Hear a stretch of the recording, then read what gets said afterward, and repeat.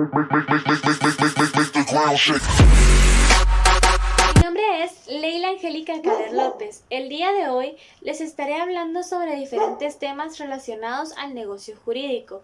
Los temas que se abordarán en este video son: número 1, la ineficacia del contrato, específicamente la invalidez. Número 2, la ineficacia en sentido estricto. Número 3, contratos preparatorios. Número 4, la compra-venta. Número 5, modalidades de la compra-venta. Número 6, la permuta. Como primer tema abordaremos la ineficacia del contrato, específicamente la invalidez. Para adentrarnos en este tema, primero debemos conocer qué es un contrato. El contrato es el acuerdo de voluntades por el medio del cual las personas se obligan a dar, hacer o no hacer. Ahora que ya sabemos qué es un contrato, podemos pasar a definir qué es la ineficacia. La ineficacia del contrato es cuando el negocio jurídico plasmado en el acuerdo de voluntades no reúne todos los requisitos otorgados por la ley y por ende no produce ningún efecto en la vida jurídica. Algunos artículos en los cuales se definen algunas de las formas en que el contrato es ineficaz son el artículo 1286 del Código Civil y el 1301 del mismo código. Existen dos supuestos típicos de la ineficacia estructural y la ineficacia funcional. La ineficacia estructural a la vez cuenta con la nulidad absoluta, regulada en el artículo 1301 del Código Civil, y la anulabilidad, regulada en el artículo 1303, mientras que la ineficacia funcional cuenta con la rescisión, regulada en el artículo 1579. Algo importante a tratar en estos temas es la inoponibilidad del contrato. ¿A qué nos referimos con ello? Esto es cuando una de las partes del contrato que ya ha sido declarado ineficaz ha transmitido los bienes que obtuvo por ese contrato a un tercero, no se podrá hacer valer las consecuencias de la ineficacia frente a esa persona que no ha sido parte del contrato que ha resultado ineficaz. La nulidad absoluta. La nulidad absoluta es la sanción más fuerte que se le puede imponer a un contrato, y esta supone la privación de efectos desde un principio de los actos jurídicos. La nulidad consiste en la sanción que impone el ordenamiento jurídico a una apariencia de contrato que no reúne las condiciones de validez necesarias para que nazca la vida jurídica. Esto se encuentra regulado en el artículo 1301 del Código Civil. Sus características son: no precisa de declaración judicial, o sea, opera de pleno derecho. Número 2. El contrato nulo no produce efecto alguno. Todo lo que se pactó en este acuerdo debe volver al estado anterior. Por ejemplo, Santiago le vende un carro a Matías y Matías le da el dinero a este. Si el contrato se declara con nulidad absoluta, Santiago tiene que devolver el dinero y Matías tendrá que devolver el carro, como si ese contrato nunca hubiera existido. La tercera característica es: la nulidad es definitiva, no es temporal ni nada así. Esto indica también que la acción de la nulidad absoluta puede ejercerse en cualquier tiempo. No existe un tiempo límite para exigir o establecer la nulidad absoluta de un contrato. La nulidad absoluta podemos encontrarla como nulidad absoluta del contrato o nulidad del instrumento público. ¿A qué nos referimos con nulidad absoluta del contrato? Es cuando el documento notarial muestra desarmonía entre el actuar del notario y el deber jurídico que la norma notarial le impone. Sin embargo, en esta nulidad podemos dividirla también como ad probatium y ad solemnitatem. Ad probatium es cuando el contrato es como mero medio de prueba. A efecto de la nulidad, la vulneración de las normas formales en la constitución del documento notarial traería la carencia de prueba documental, pero no la insubsistencia del negocio jurídico en sí. Por el contrario, si la forma constituye elemento importante e intrínseco de éste, la destrucción por nulidad absoluta llevaría implicada la destrucción del contenido negocial. Mientras que la nulidad del instrumento público afecta al continente del negocio jurídico. Este obedece a razones de naturaleza adjetiva consagrada en las leyes y demás disposiciones jurídicas, lo que quiere decir que la nulidad en el instrumento público está como tal en el negocio jurídico, mientras que cuando hablábamos de nulidad en el contrato, hablábamos de que la nulidad estaba en la forma en que se había hecho el contrato. Por último, es importante recordar que la nulidad no es necesaria que se declare por la persona interesada, lo que quiere decir que puede ser apreciable de oficio. Ahora hablaremos sobre la anulabilidad. ¿A qué nos referimos con anulabilidad? Esta es de mucho menor gravedad que la nulidad y protegerá a una de las partes del contrato. En este sentido, el contrato anulable fue en un momento plenamente eficaz. Dicha validez será calificada de provisional, potencial, dependiente, incierta y precaria. La anulabilidad la encontramos regulada en el artículo 1303 del Código Civil. Las características de la anulabilidad es que este contrato se encuentra en una situación indecisa y transitoria. Además, tiene su origen en defectos estructurales. El contrato anulable produce todos sus efectos hasta que esta anulabilidad no sea declarada. Además, el contrato anulable puede ser revalidable bajo confirmación, esto según lo estipulado en el artículo 1304 del Código Civil. Además, la anulabilidad tiene un periodo específico. Suele ser de 2 años desde que se contrajo la obligación, con la excepción en que los casos de la ley lo indiquen. Esto se encuentra estipulado en el artículo 1312 y 1313 del Código Civil. Las causas de la anulabilidad son cuando en un contrato inicialmente válido es pedido por las partes que se declare ineficaz. Otra de las causas es cuando este contrato adolece vicios de la voluntad. Recordemos que entre estos se encuentran el error vicio, la intimidación y la violencia, entre otros. También los contratos celebrados por menores de edad e incapaces. Además de agregar que los contratos realizados por un cónyuge sin consentimiento del otro cuando este consentimiento sea necesario. De lo contrario, no adolecerá como contrato ineficaz. Como último, es necesario aclarar cuáles son las diferencias entre anulabilidad y nulidad absoluta. La anulabilidad es de intereses particulares, mientras que la nulidad es de orden público. La legitimación activa en la anulabilidad puede ser ejercida únicamente por las partes contratantes, las partes que se encuentran en el contrato, mientras que la nulidad es de legitimación activa amplia, cualquiera puede ejercerla, tanto un tercero como la persona que forma parte del contrato.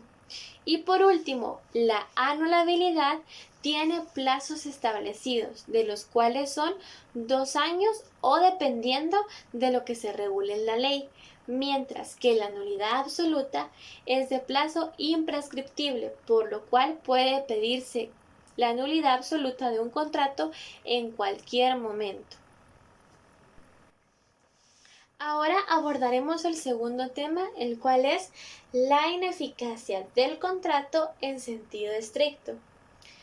En este punto abordaremos como punto número 1 la rescisión. ¿A qué nos referimos con rescisión? Es cuando en un contrato perfectamente válido, pero por algún motivo hay una razón de perjuicio económico o efecto lesivo hacia una de las partes contratantes. Además, debe recalcarse que es un remedio extraordinario. Solo es aplicable cuando se muestre que el perjudicado no tiene otra forma para subsanar el daño sufrido. ¿Cuáles son? Rescisión judicial, rescisión voluntaria, rescisión fortuita. ¿A qué nos referimos con rescisión judicial? Es una forma unilateral de finalizar o extinguir un contrato en virtud de una permisión legal.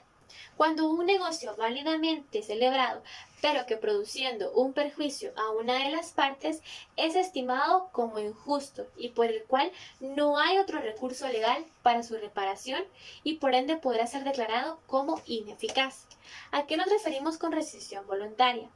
Rescisión voluntaria es cuando de mutuo acuerdo las partes deciden declarar la ineficacia del contrato debido a que causa perjuicio para ambas o una de las partes.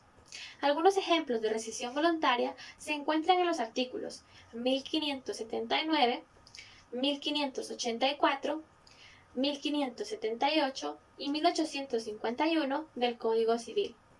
La rescisión fortuita se divide en dos: la imposibilidad de cumplimiento debido a caso fortuito y la imposibilidad de cumplimiento por causa ajena a la voluntad del obligado. La primera tiene como ejemplos los artículos 1578, inciso 4 y 1769, inciso 7 del Código Civil, mientras que la segunda tiene por ejemplos el artículo 1717, inciso 3 del Código Civil. Otro punto importante en la ineficacia del contrato por sentido estricto es la resolución del contrato por incumplimiento. ¿A qué nos referimos con esto? Es la facultad implícita en las relaciones inalasmáticas de no cumplir las obligaciones cuando la otra parte no ha cumplido con las que le corresponde según lo que habían pactado. La condición resolutoria puede ser no solo expresa, sino también tácita.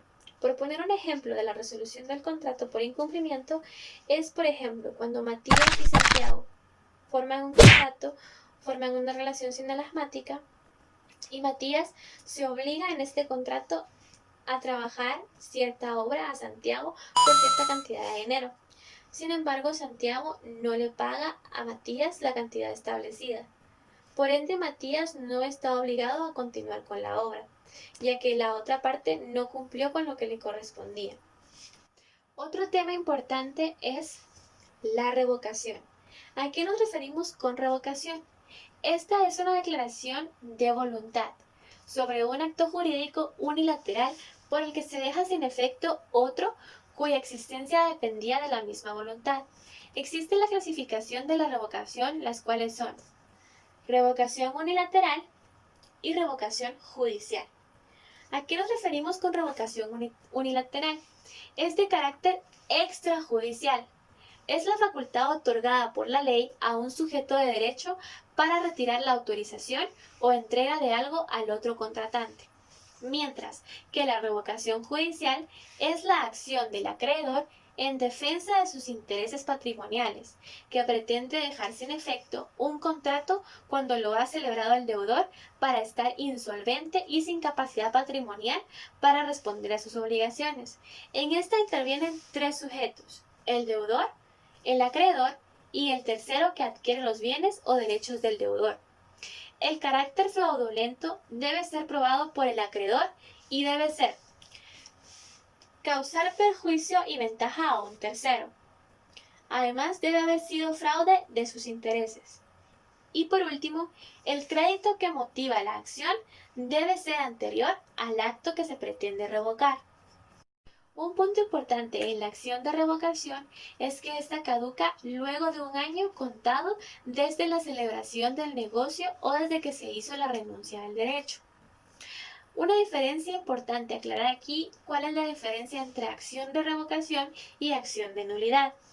La acción revocatoria es una enajenación real de bienes. El deudor enajena realmente sus bienes, mientras que en la acción de nulidad, el deudor enajena ficticiamente sus bienes. Es una enajenación aparente.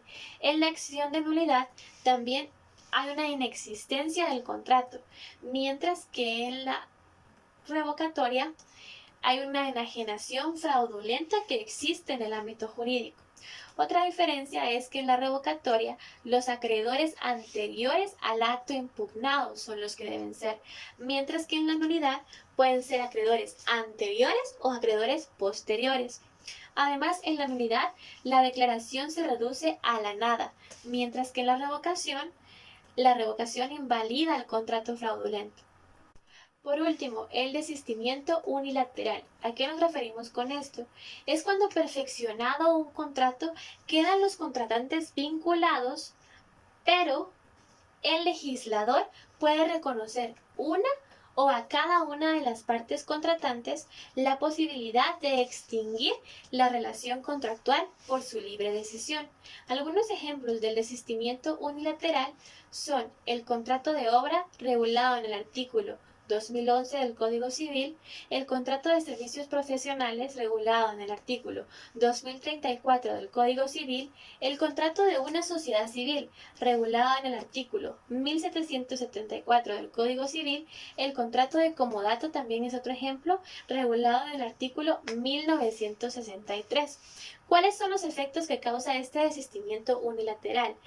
Este desistimiento unilateral causa el efecto de extinguir la relación contractual obligatoria y sin carácter retroactivo. No se debe revolver o no se debe regresar todo lo que hubo antes del contrato.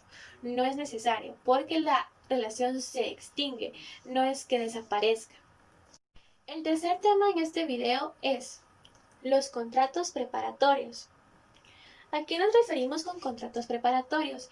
Es el contrato de promesa, el cual por sí mismo es un contrato perfecto, pero no es compraventa, sino que el contenido obligatorio consiste en celebrarlo ex post, lo que quiere decir una adquisición preferente. Es un contrato pactado para el futuro, fijando su objeto y precios ciertos. Esto se encuentra regulado en el artículo 1674 del Código Civil. ¿A qué nos referimos con contrato de promesa? Por ejemplo, Fátima y Marcela firman un contrato, son parte de un contrato en una relación sinaragmática y este contrato es un contrato de promesa. Entonces, Marcela y Fátima se obliga a un futuro a entregarle a Marcela un auto de cierto modelo, especifican el precio también que se va a pagar por ese auto, pero todavía no se ha finalizado, no se ha concluido, no se ha extinguido, porque no se ha brindado los objetos y el intercambio que se pactó en este contrato, sino que se está fijando una fecha a futuro para poderlo llevar a cabo. ¿Cuáles son las características del contrato de promesa o contratos preparatorios? Número 1. Es un contrato preliminar o preparatorio. Número 2. Es un contrato formal. Esto se encuentra regulado en el artículo 1674 del Código Civil. Número 3. Hay una aceptación expresa por ambas partes. Número 4. El plazo del contrato de promesa debe ser de 2 años en bienes inmuebles y 1 año en otros bienes. Por último, debe haber una cláusula de indemnización. ¿Para qué nos sirve la cláusula de indemnización? Si en algún momento alguna de las partes incumple, esta cláusula de indemnización nos verificará o nos hará saber que la otra parte nos indemnizará por no haber cumplido la parte del contrato que había prometido. Los efectos del contrato de promesa. Los efectos que causa esto son: aún no se han originado los derechos ni las obligaciones del contrato, todo es a futuro. Número 2. Concede a una o a ambas de las partes la posibilidad de determinar a su voluntad el momento en que se va a exigir la celebración del contrato. En el contrato de promesa pueden surgir dos situaciones: incumplimiento o cumplimiento. ¿Qué ocurre en el cumplimiento? En el cumplimiento, al celebrarse el contrato, se cumplen las obligaciones y se gozan los derechos que ambas partes contrajeron, mientras que en el incumplimiento, vencido el plazo que convinieron o el legal, que es de 2 años, puede ocurrir lo siguiente: pueden exigir el cumplimiento del contrato. ¿Y qué pasa aquí? Si se exige el cumplimiento del contrato y de todas formas no cumple, se puede exigir la multa si estuviese pactada en el contrato o exigir la devolución de las arras o exigir el cumplimiento de la obligación, por lo que se debe acudir al órgano jurisdiccional. O otra de las situaciones es demandar judicialmente al que no cumplió para que el juez proceda en su rebeldía o, en dado caso, el otorgamiento de la escritura. Pero si en la naturaleza del contrato ofrecido no lo permite, el demandante puede exigir el pago de daños y perjuicios. Algo importante que hay que recalcar en el contrato de promesa es que la acción de pedir que se cumpla el contrato o todo lo que hablamos anteriormente con el incumplimiento es únicamente de 3 meses luego de vencido el plazo del contrato de promesa. Es decir, tenemos los 2 años para cumplir el contrato de promesa, o bien el tiempo que se haya establecido, el que haya convenido a las partes, y luego de que este vence se tienen únicamente 3 meses para exigir el cumplimiento o demandar por daños y perjuicios por no haber cumplido. Esto está regulado en el artículo 1648 del Código Civil.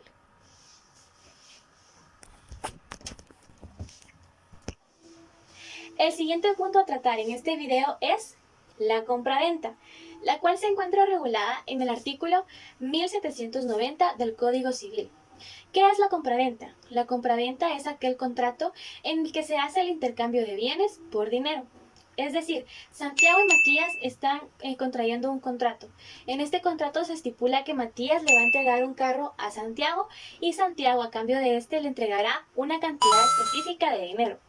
Las características del contrato de compraventa son que el contrato es bilateral, consensual, traslativo de dominio y oneroso. ¿A qué nos referimos con bilateral? Es bilateral ya que genera obligaciones recíprocas entre el vendedor y el comprador, ya que el comprador entrega el precio que se estipuló y el vendedor realiza la entrega del objeto. Es consensual porque el comprador y el vendedor convienen el precio y la cosa a entregar. Es un contrato traslativo de dominio, ya que el vendedor se obliga a transmitir la propiedad del bien vendido. Es oneroso, ya que se establecen derechos y obligaciones recíprocas. Los elementos del contrato de compra-venta son la capacidad para contratar, el bien vendido y el precio. ¿A qué nos referimos con capacidad para contratar? Esto nos indica que la persona que lleva a cabo el contrato de compra-venta debe ser mayor de edad y no estar en estado de interdicción. Sin embargo, si un menor de edad o una persona declarada interdicta desea realizar un contrato de compraventa, puede llevarlo a cabo a través de su representante. Además de esto, existen prohibiciones explícitas sobre personas que poseen incapacidades especiales para llevar un contrato de compraventa. ¿Por qué llevan incapacidades especiales? Ellos llevan incapacidades especiales para de esta forma evitar el abuso de confianza que existe entre estas partes. Las incapacidades especiales, por mencionar algunas, son los contratos entre esposos, regulados en el artículo 1792 del Código Civil; los administradores, regulado en el artículo 1793 del Código Civil, inciso 1; los notarios, regulado en el artículo 1793 del Código Civil, inciso 4; los mandatarios, regulado en el mismo artículo, inciso 5, entre otras incapacidades especiales. ¿A qué nos referimos con el elemento del bien vendido? Vendida una cosa, el comprador tiene el derecho de que se resuelva el contrato si la cosa no resulta ser la especie y calidad vendidos. Esto se encuentra regulado en el artículo 1801 del Código Civil. Además de esto, otro elemento esencial es el precio. El precio debe ser cierto y pecuniario. La parte regulada de lo cierto se encuentra en el artículo 1796 y lo pecuniario del artículo 1790 y 1853 del Código Civil. Además, algo importante de recalcar es que el precio puede ser establecido por terceros. Como siguiente punto, hablaremos de las modalidades del contrato de compraventa. Existen diferentes modalidades para llevar este contrato. La primera es la compraventa a prueba. ¿A qué nos referimos con esta? Es en la que el vendedor le brinda al comprador una prueba del objeto y si éste resulta del agrado para el comprador, se puede llevar a cabo el contrato de compraventa. El plazo para ejercer la dicha prueba es de 3 días si no se fija entre las partes. Esto según el artículo 1799 del Código Civil. Otra de las modalidades es la compraventa al gusto. En esta, el comprador ejerce su libre arbitrio para aceptar o rechazar el objeto que el vendedor ofrece. Esto se encuentra regulado en el artículo 1799 del Código Civil. La siguiente modalidad es la compraventa sobre muestra. En esta, el vendedor le entrega al comprador una muestra del objeto a negociar para que el comprador verifique las características. Sin embargo, si el objeto, al llevarse a cabo el contrato de compraventa, no resulta con las mismas características de la muestra que se le brindó, se podrá resolver el contrato. Esto según el artículo 1800 del Código Civil. Como siguiente modalidad, existe la compraventa sobre bienes en tránsito. ¿A qué nos referimos con esto? En ella, el comprador y el vendedor han negociado un objeto que aún no llega a su destino. Sin embargo, si cuando el objeto llegase, éste se encuentra en un mal estado o no llega en el tiempo acordado, se podrá resolver el contrato. Esto según el artículo 1802 del Código Civil. La siguiente modalidad es la compraventa sobre bienes futuros. ¿A qué nos referimos con esta compraventa? En ella, el comprador y el vendedor han negociado un objeto antes de que exista en especie. En esta, el vendedor cumple sus obligaciones y si la cosa futura no llega, el comprador quedará eximido de no pagar el precio y el contrato será nulo. Otra de las características de esta compraventa sobre bienes futuros es que también puede ser sobre una esperanza incierta.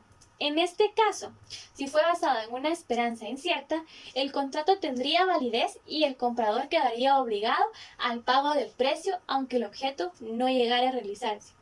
Esto según lo regulado en el artículo 1805 del Código Civil. Otra de las modalidades es la compraventa con reserva de dominio. ¿A qué nos referimos con ella? En esta, la compraventa depende del cumplimiento de una condición para la adquisición del título de propiedad por parte del comprador.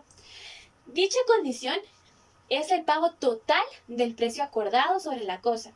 El comprador podrá utilizar la cosa, pero el vendedor retiene el título de propiedad, mientras éste no paga el total del precio convenido. Esto se encuentra regulado en el artículo 1834 al 1843 del Código Civil. Como última modalidad está la compraventa con pacto al mejor comprador. En esta, la venta se rescindirá a solicitud del vendedor, si dentro de un término fijado hubiere quien dé más por la cosa. El tiempo establecido es de 3 meses en bienes muebles y 6 meses en bienes inmuebles, contados a partir de la celebración del contrato. La oferta de mejorar el precio debe ser hecha por un tercero y de buena fe, que no se encuentre colusionado con el vendedor. Esta colusión será determinada si dentro de los 3 días siguientes al requerimiento el oferente no deposita el precio ofrecido en efectivo. Esto se encuentra regulado en el artículo 1847 al 1850 del Código Civil. Como último tema en este video hablaremos de la permuta. ¿Qué es la permuta? La permuta es el intercambio de un bien por otro bien.